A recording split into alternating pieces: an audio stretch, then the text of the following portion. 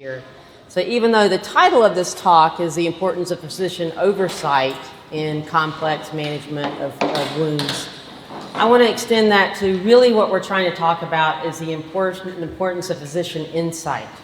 Because I believe whether it's insight into the whole or oversight, I think can be determined by the needs of the institution in which we're actually bringing our services. So in other words, in some cultures, we may be a participant in the overall care. But if the institution needs it, we will be fine having the oversight of the care. And I think one has to just be very flexible in the current environment and sort of respond to what the needs are of the institution. I'm going to go over some brief facts that I think most in this room know, but it always is nice to go over them again for anybody that's not immediately immersed in wounds. 1 in 4 patients that are admitted to a skilled nursing facility are readmitted to a hospital within 30 days. Up to 67% of those admissions can be potentially preventable. And wounds are a major contributing factor to infection-driven transfers, and pressure injuries affect about 10% of nursing home residents. So pressure injuries and non-healing wounds also represent a major area of survey scrutiny in long-term care settings. And one other thing that I want to talk about as far as why this matters right now is we are in an environment that may change pretty dramatically in the next 3 years. I know a lot of us are working very hard in our clinical work, and we're kind of oblivious to all the things that are going on. In all honesty, we don't really know where a lot of the things are going in healthcare over the next 3 years. I think anybody that told you that they do know, they would be exaggerating or kind of giving you sort of the sunny side up type of look at things. I can tell you that 20% of the institutions that I go to have already had to cut back on their wound care supplies. So, and I'm not talking about the fancy stuff and the like program Prisma that are very expensive. I'm talking about sort of the basic things, even sort of foam dressings.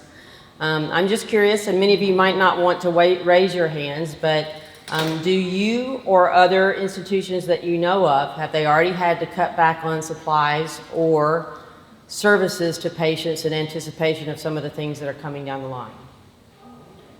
So I'm not seeing any hands, but my guess is that those institutions that are struggling so much are not the ones that are able to send people to conferences. So I think by definition, we're dealing with a select group in this audience, and that's wonderful. And believe me, that still is 80% of the centers that I go to, but I am also very cognizant of the 20% that's not the case, because for me, that definitely pulls at my heartstrings of a clinician. And whenever we're moving through these situations, I'm sure that those in this audience do know also that we're in an environment where nurses are leaving long-term care in the droves. The numbers are pretty high. And so there's up to 50% turnover in many centers. I know you guys are all very aware of that. At the same time that physicians are also leaving clinical practice in significant numbers. Interestingly enough, many physicians are going into wound care. And so they are going into wound care for better lifestyles, and they're accepting lower pay to be able to go into a profession with better lifestyles. So what these two things together is sort of a convergence of things that are happening. It's a setup for potentially setting up new architectures moving forward in the future that we may be able to use to serve our patients in ways that we haven't in the future, in the past. So we're all familiar with the burden of wounds in long-term care. The pressure injury prevalence ranges between 8 and 28%. So just that range, which is huge, should already tell some of us the kind of differences that we're looking at when we're looking at the difference in healthcare in the communities that we serve. I can tell you the places that I trained in had very different numbers across the spectrum than the places that I subsequently practiced. So they're very different spectrums of care in various areas that we will practice in the country. Stage 3 and 4 injuries are associated with higher hospitalization and mortality. I doubt there's anybody here that would doubt that, and that chronic wounds increase readmission risk by 1.5 to 2 times, 1.5 to 2x. So one of the things that's very interesting here when you start to look at data like this and you start trying to dive into, okay, so how do we define a chronic wound? Well, it's a pretty big definition. So it spans anywhere between a wound that lasts 30 days to a wound that lasts 90 days, depending on who's doing that definition. Anytime you have something that has that much divergence, you realize you're dealing with something that's pretty hard to define and something that many are reticent to define, and there are reasons for that. The common comorbidities that we see with people that have these chronic wounds are diabetes, vascular disease, and malnutrition. Again, these are the common things that are causing the problems across the board. So the average Medicare cost per readmission, $13K to $15K. Truth be told, the readmissions for wounds, the cost is much less than those for heart failure and for pneumonia. I think those are things that we probably understand. And the SNF readmission cost for Medicare just total annually is $5 billion plus. So the readmission costs are huge. I know you guys are familiar with most of that, but we're going to continue on with the things that sort of cause a wound to be more complex, sometimes buried beneath the surface, but that are very important. So many of the wounds that seem like a superficial wound are actually deep infections or abscesses. For instance, I saw a wound 2 days ago where it looked to the team like this was a wound that was just a minor wound on the surface of the skin. And indeed, that's at first glance, that is what it would look like. It was a blister that had supposedly burst and was recurrent, and this is what had happened. But when you further explored the wound, it actually buried into the skin up to 1.5 centimeters and into the tissue. And so what was happening was we were placing an occlusive dressing over the wound, and as that built up the fluid, it was just driving more and more tissue destruction beneath it. And so those are things that might not be entirely apparent to someone unless they were really comfortable getting in and exploring a wound and exploring the depth. Similarly, a lot of wounds that are on these bony areas that tend to develop these pressure ulcers are associated with osteomyelitis, which is something that will require other therapies to treat.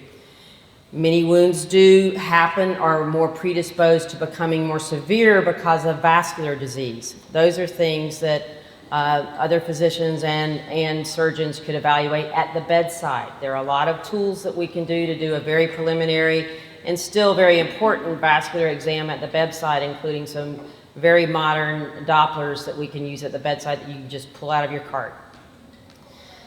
The necrotic tissue requiring debridement, this is something that if a surgeon is on the team and they could actually do a debridement every single time they see the patient. And this can actually cut down, there's something called time to heal.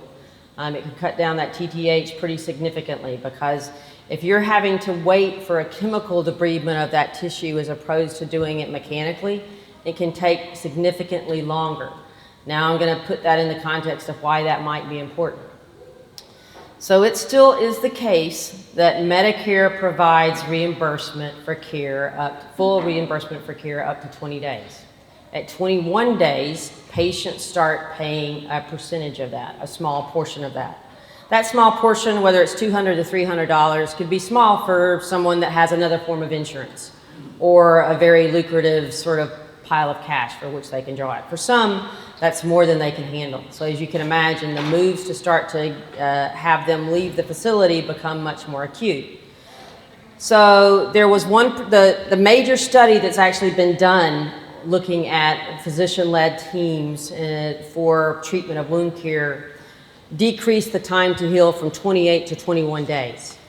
And so with that sort of time course that I have just mentioned to you, that tells you how important that 7 days can be in some circumstances. And as we move to these scenario, which I think is going to be happening very soon, it's already different than it was 10 years ago. I can already tell you the wounds that are being seen in these post-acute care facilities are much worse now than they were when I went to medical school. There's not even a comparison. I mean, I saw somebody the other day that had 16 wounds, right? I mean, we wouldn't see that. We wouldn't have seen that, 30 years ago. I mean, the amount of cellulitis and tissue necrosis that I see on some of the legs of people is not anything that sometimes I would have necessarily even seen on the floor whenever I started in surgical residencies. But we're seeing these kind of things in these post-acute care facilities now, and that's only going to get more significant in my predictions in the next 5 years. And so if the wounds that are coming in are worse, and we still have the same amount of time to get them out, any little thing that we can do to decrease that time to heal is very important.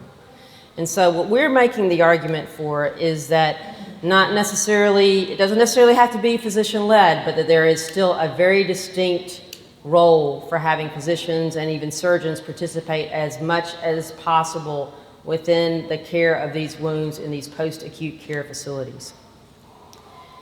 Non-healing surgical wounds. This one I will even go into a little bit more in one of the other slides where we go through devices, but this is something that if there's a surgeon on the team, they have more experience with those kind of wounds than the average person would. So for instance, we saw a mediastinal wound the other day. Not necessarily, people are being discharged with,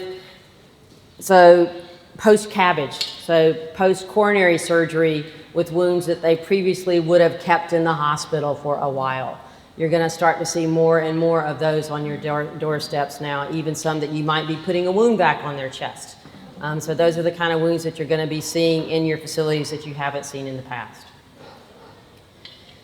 So why this complexity requires physician oversight? So moving back to that sort of last type of a slide, when one has a hammer, everything kind of looks like a nail. If you have a whole host of tools in your kit, what you have before you actually looks like something that you can rebuild. So even one of the worst looking wounds that you have, it looks like something that as a team you could rebuild. And I'm going to stop there and give you a little bit of a vignette of a case that sort of was one of the defining ones in my life as a clinician. I was called to the bedside of a young teen about 15 years ago. This is a young man that had literally a pole go through his chest from a tornado. This is an extreme wound. It's not the kind of thing that you're going to see any of these in your institutions. This one definitely is at the extreme, but what actually results from that I think will be illustrative of what we need to start thinking about in the centers that you go to. Well, I was called down to the bedside because the team felt that there was nothing else that could have been done for this young man, and they were preparing to withdraw care. So I got a call from, one of my colleagues that, hey, they'd like us to see them. I'm not available. I can't see him. Can you go down and see him? So I quickly looked through the chart, went down. It's the typical thing that you see on TV, right? Where there's 12 people around the bedside. They've got the students. They've got the whole thing. They present the case. I'm supposed to say, yes, I agree. There's nothing that can be done. But I couldn't agree. Because as they started off the presentation by telling me that the young man woke up the day before, that he was starting to regain consciousness. So here I have a young man that's starting to regain consciousness. I haven't fully evaluated things. I was told he wasn't graftable, but I had looked at his CT and I knew there was a pedicle flap that we could throw over things. And I then walked into the room and basic debridement 101 hadn't been done. So I told the team that I couldn't state that there was nothing to be done, and we had him in the operating room within 3 hours. And we began debridement day in and day out. This young man he's left the hospital. He's married one of the nurses that took care of him, and he's now the father of 3 children. And there was just a Netflix story on him that was released a couple of months ago, and I got a text from one of the nurses at the hospital because they all remember this case, because this was something that they thought at that institution that this was a patient that they didn't think they could save. And as a group, and it was literally a it was a fight because nobody even wanted to go with me to the operating room with him that first day. They sort of watched us bring this kid back, and it gave them hope and confidence in things that they could do in the future. And what also gave me chills to my spine about this particular case was in this presentation, in this film, something that I had never told him and didn't know that he knew. He remembered hearing people that said that he wasn't salvageable and that he wasn't in there and they were ready to withdraw care. And it still actually gives me chill bumps now. And so I never knew he knew that, because that's not the thing you tell somebody. But the point is that many of the people that we care for in these long-term facilities feel the same way. And so we are their lifeboats, and this is the point where we kind of all have to come together and figure out how we can rev each other up to do what we can for these patients. So why complexity requires physician oversight? We went through a lot of these kind of things earlier, but so the combination of adding more things to our diagnostic tool set, escalating that timing. So even sometimes the people that are in the facilities are working day in, they're tired. I'll be honest with you, every time I go in, they're tired. They've been caring for these wounds. Some of them have 20 patients that they're seeing a day and doing the changes. They're tired. They've been working very hard on these types of things. So you're doing so much just to get through all of those cares every day that sometimes you're missing the big picture that, okay, we really haven't made any progress this week, right? So somebody just coming in and saying, okay, this wound is either stalled or it's stable or it's actually deteriorated. Sometimes just another set of eyes and the eyes of a surgeon or a physician coming in from the outside is a big thing. And we can also add things to the infectious management, mainly because we have seen what happens when it is not managed. So I can tell you one of the biggest motivators to make you move faster is when you have seen what happens when you don't. And unfortunately, many of the surgeons that you will see on these teams now have seen what happens when you don't move fast on the infection because they have managed it in the hospital and they have done these serial debridements. So those decisions regarding surgical intervention or debridement, not that everybody in this room couldn't look at it and say, hey, I think we need to do something else. We need some help. Something else needs to be done. More than likely, every single person in this room would know that. But it oftentimes takes just a little something else to get it out of your mouth whenever it's not something that you do day in and day out. And I think that's what just having somebody on the team that you can lean on to just sort of run it by them, if you have that sort of relationship, I think can help the entire team escalate those cares. So where the oversight can matter most: stage 3 and 4 pressure injuries, deteriorating wounds, suspected infection, and sepsis. And this is a big one because that suspected concept sort of really has to dive in there so that you actually understand, and the warning signs come off very quickly about when you should suspect that sort of damage. And the ischemic or vascular ulcers, surgical wounds that we've talked about a bit, and non-healing wounds despite standard management. So the last one is tricky because there's a lot of those that we don't have the answers to. And I think at that point in time, sometimes it's just a matter of acknowledging that this doesn't work, but sometimes I think you're saying, oh, well, let's try this one more week. And at some point, sometimes somebody just has to call it and say, this isn't working, we got to do something else. And the beauty of medicine is that there still is an art to it. So even though many things are evidence-based, there's a lot of things that still depend on factors within the patient that we all don't fully understand. So early physician intervention can lead to improved healing trajectory. I want to pause and also say that there is a significant amount of data that wound care teams that are organized with PAs and NPs within institutions can improve it over ordinary care as well. So bottom line, anything that you can do to increase the amount of say somebody just focusing on these wounds rather than a million other things can improve things. But we think adding that extra sort of element of bringing physicians into the loop is something that still should be considered part of the algorithm. And the common causes of, and that's why we get into this thing about the escalation, one of the biggest problems with delayed healing is conservative treatment despite worsening of these wounds.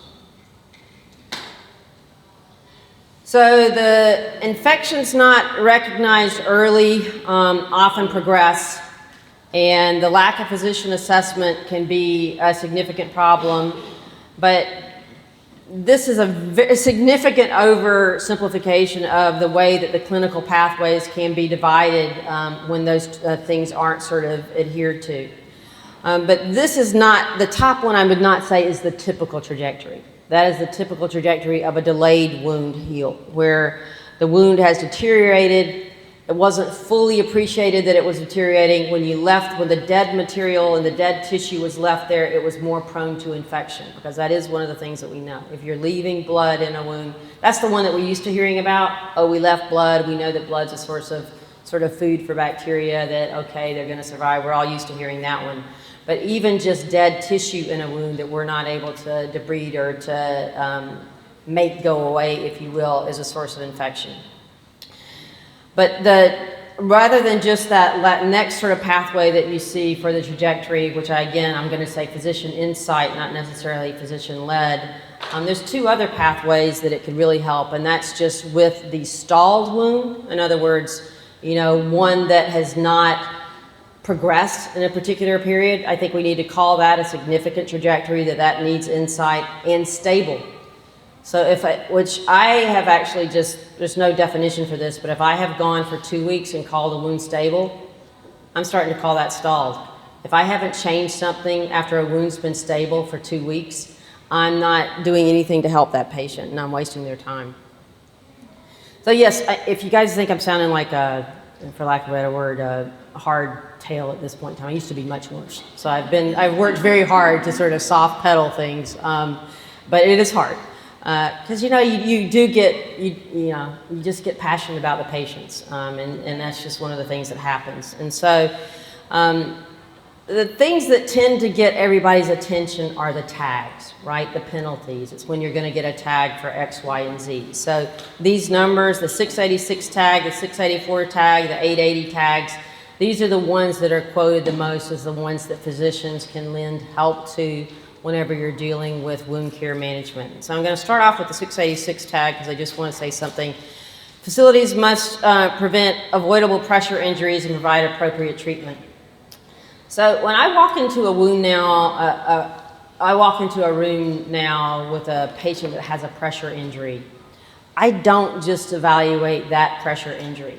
So I'm looking at that patient, and I'm looking at every other place on that patient that I can tell this patient's been in the bed. They're in the bed for whatever reason that may be experiencing pressure.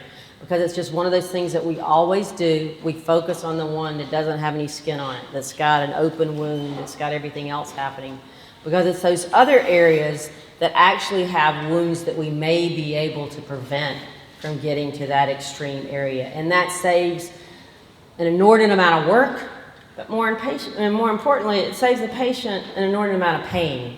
Because these wounds, many of them are extremely painful. Yes, some of them are fortunate enough to be numb in these areas, and that's how they get them, but others aren't. Others have pain from these wounds. And so just seeing the erythema there, seeing the blanchable sort of redness before it actually becomes non-blanchable, those are kind of things that you're teed up to watch them. We should, and those are the kind of things that we should be able to sort of catch for these patients.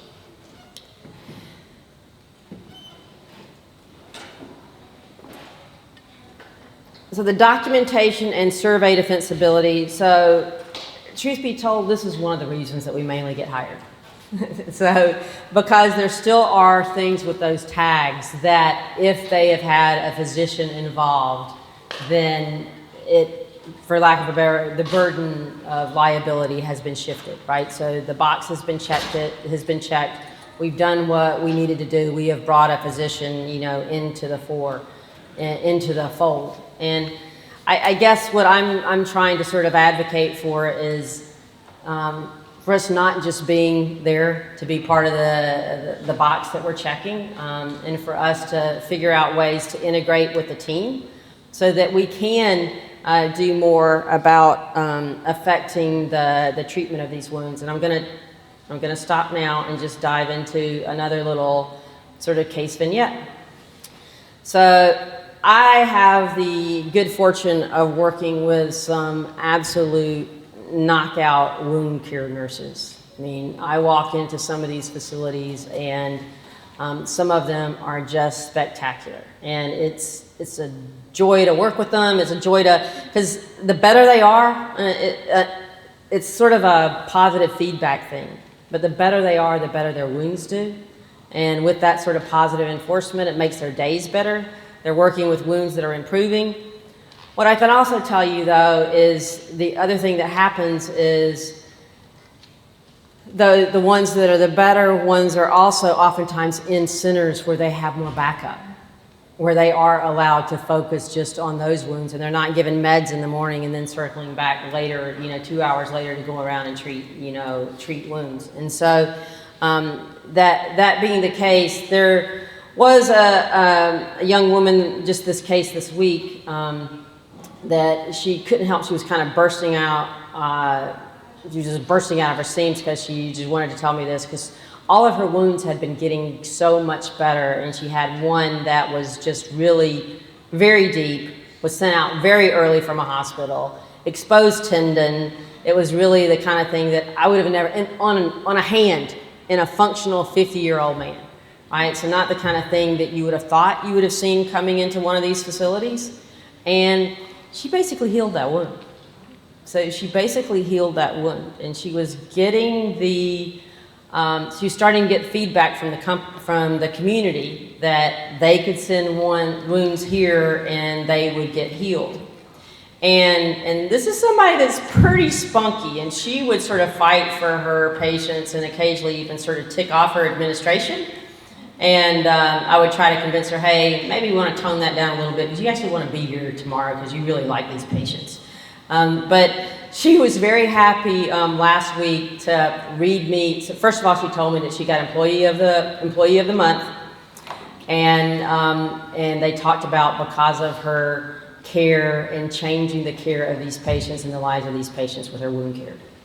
And so these are the kind of things that even you just coming in and working with somebody and showing them a couple of new tricks here and there. So she not only then applied those to the wounds that I saw with her, she's applying those to all the other wounds that she's seeing in the facility. So it was kind of fun for both of us to be able to experience that story together. So these are just 3 escalation cases that can show you a little bit about how some of that escalation can happen. Rather than going through the sacral wound one, I'm going to go through one of a wound that is over basically hardware in a leg over a healed fracture. So we had a patient that had pins and some plates put in a lower extremity after a fracture. And they had a boot placed on their foot.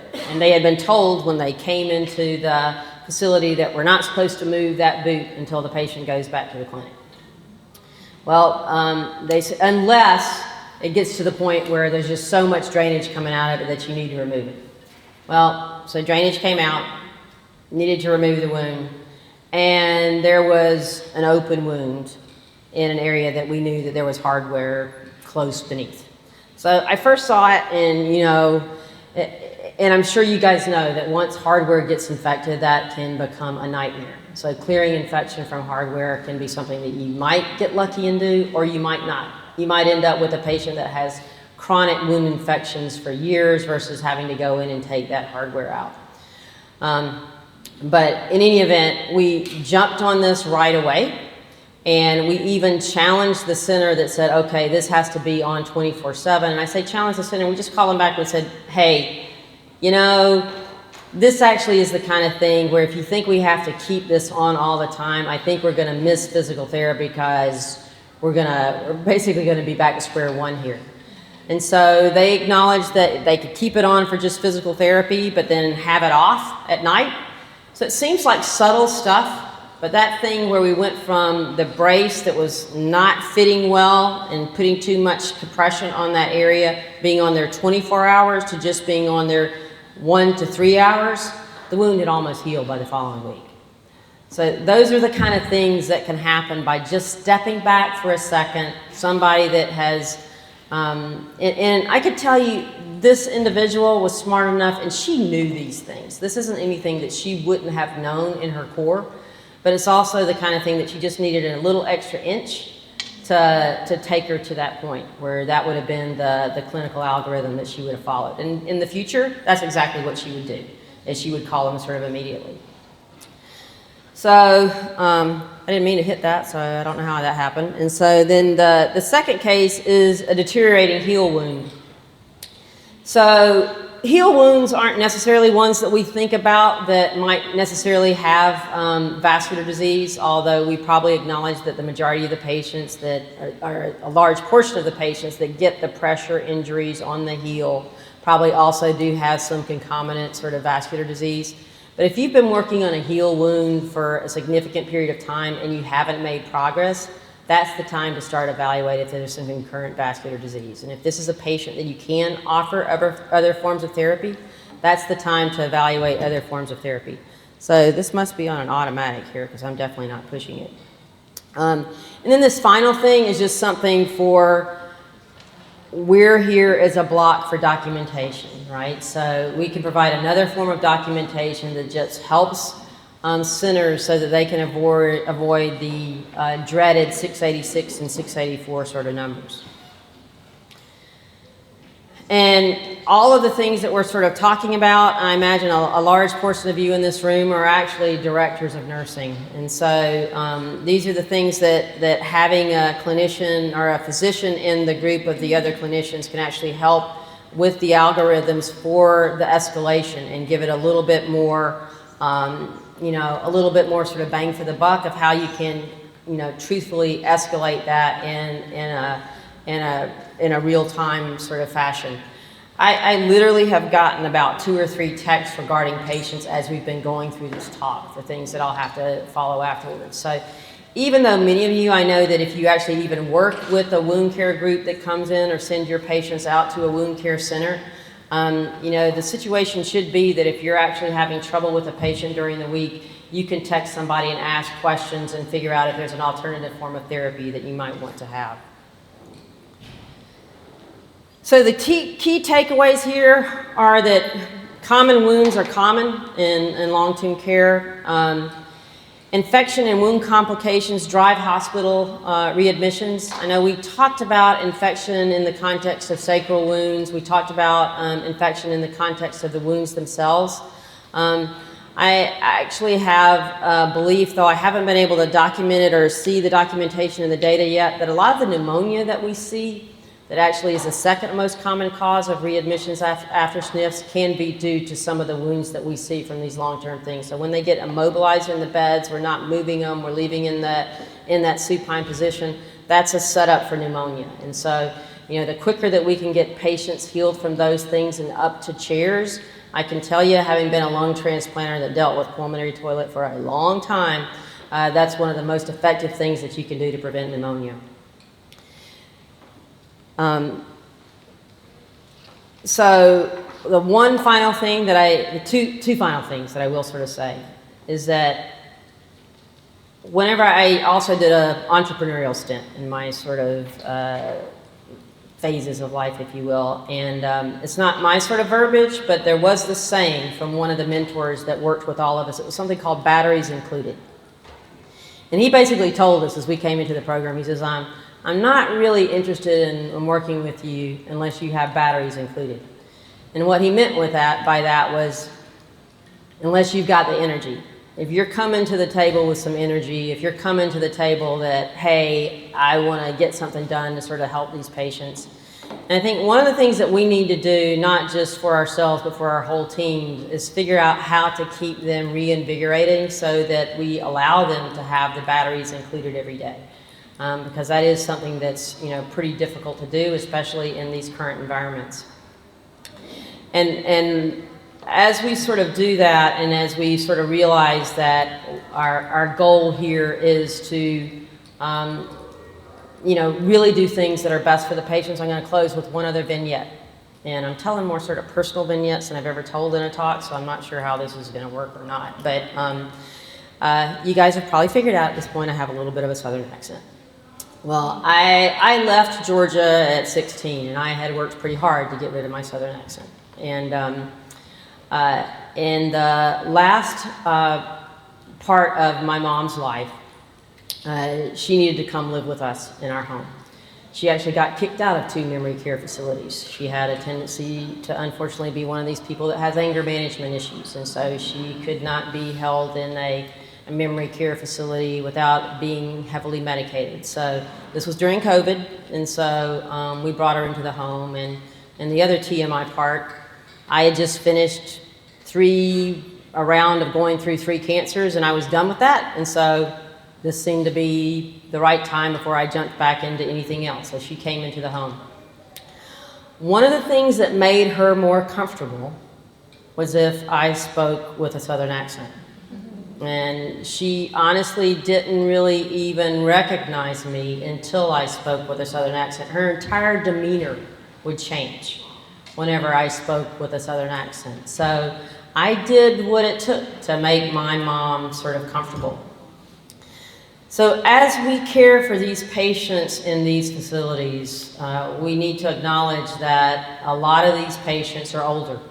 That generation is going to age out, but most of these patients, even in these subacute facilities, are 60 and above.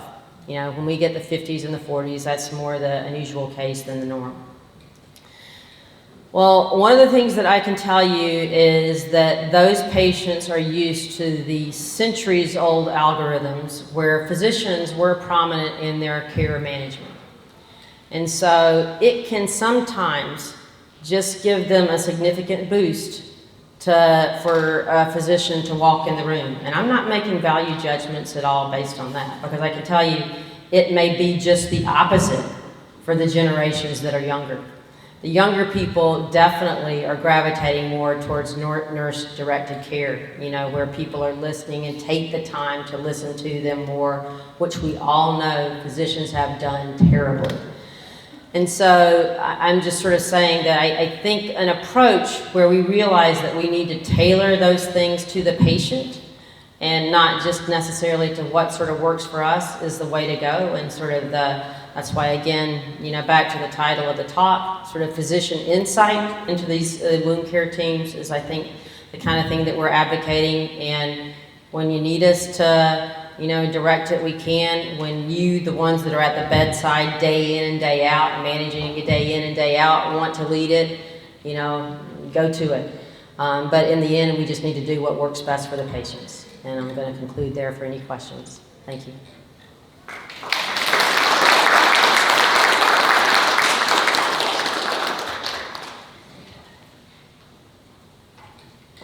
Any questions? Okay. Excellent. Sure. So, we were bringing up about, having folks going back to the hospital, readmissions, and so forth.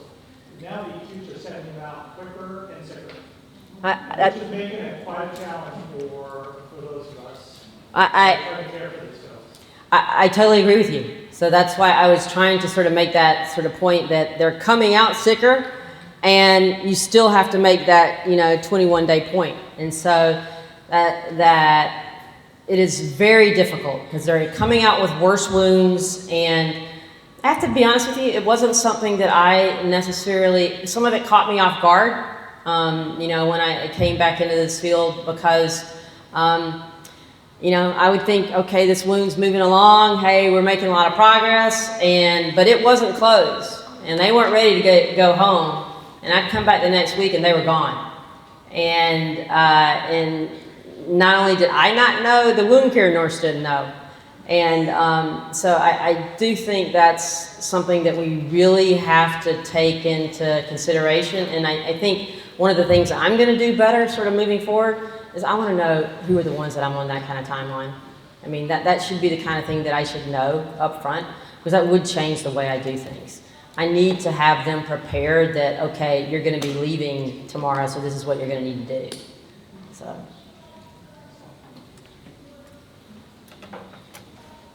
Hi, good afternoon.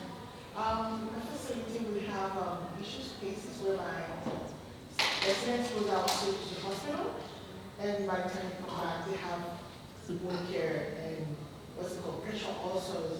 And then right before they left, they were okay. And then when we send them back after they discharge for whatever reason, we get reported that, oh, we have this resident or this patient came from this facility with stage 1, 2, 3, 4, whereas the issue started with them.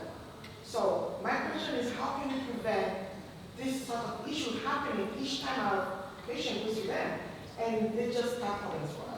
Those are great questions, and I'm sure there's probably going to be other people that have other suggestions for that. First thing is document it when they're coming in the door, and even have, make sure that that's one of the things we're there for. I can tell you that's one of the first things that I do is each week I see all the new admissions, right? So I'm seeing every new admission. If I'm not there on the day that patient comes back, take pictures. Take pictures of the wazoo the day they come back and document all those wounds that they arrived to you like that. That's your best form of defense with that. And there's even nice software to sort of help with that now. I know that's not necessarily something that we're promoting as a group for everybody, but I do think it's something that can help you. It makes it easy. So if that takes the burden off so that you can take pictures early and document that, I think you have to do that, because otherwise you're exactly right. They should not be able to attribute that to you. And that's not an unheard of story. And not only that, sometimes the wounds, if they already had a pressure ulcer before they go, sometimes they come back and it's worse. And you're just like, really? I mean, how did it get worse in a hospital, right? You should have been able to do dressings 3 times a day, right? Yeah. Sorry. I would like to add to Please. what the doctor just said. So documentation is yes. So our documentation is very thorough. We have a booth outside, so please stop by and pick up our sample documentations. And so having a proper documentation will help in a way when the patient goes back to the hospital. Now on top of it, at that point, if they are blaming the facility that no, this happened in the facility, our doctors are available to speak to their doctors or speak to the hospital. So they know that we are the ones who are taking care of it and this didn't happen. So we are protecting the facility in that way. One of the cases whereby it keeps happening to different patients like that, when we send them out, okay, maybe for one diagnosis or something that has nothing to do with the wound or pressure ulcers, but each time we send each person to that hospital, they always come out with the same issue. So my question is, how can we prevent it? Because That's a great question. Cure, right? Well, you're gonna have trouble changing the care in that hospital, right? That's going to be something pretty difficult for you. Do you have alternative sources for referral? I mean, can you refer them somewhere else? Mostly happens in emergency. They get sent out by 911 or something, and that is Oh, the okay. first thing that we have to do, because we can't tell them take them this here or there. They go to the next hospital. Got it. And then each time they come back worse. And something. So I'd love to have had further conversation with you afterwards. I mean, do you mind asking where you are geographically? Riverside County. Okay. Okay. All right. Yeah, we'd love to speak with you. We'd love to help. Well, each hospital has a compliance quality assurance officer, and really that should probably go to them first, because that also affects the hospital's grade as well. Well, it sounds like they're offloading it onto them. No, I understand that. Yeah. And if that's the case, and you have the documentation to support that, it really falls back on their compliance as a hospital, and so you should kind of be directing it towards their compliance officer. Yeah. Thank you for the question. Yeah. So it's a very important question, and that is why one of our slides does reducing the rehospitalization rate. And that's why we are in the facility. That's why we're trying to help and make sure. that the patients that are treated by us, they're staying in the facility, so whatever we can do to make sure that they're treated well. Thank you. I mean, not a patient goes to the hospital because the G-tube gets pulled out, or the ostomy, or a suprapubic. Our physician will replace them right there at the bedside. You don't have to send the patient to the hospital. So these are the things we have to know. Any more questions? All right. Thanks for your time, guys. Appreciate it.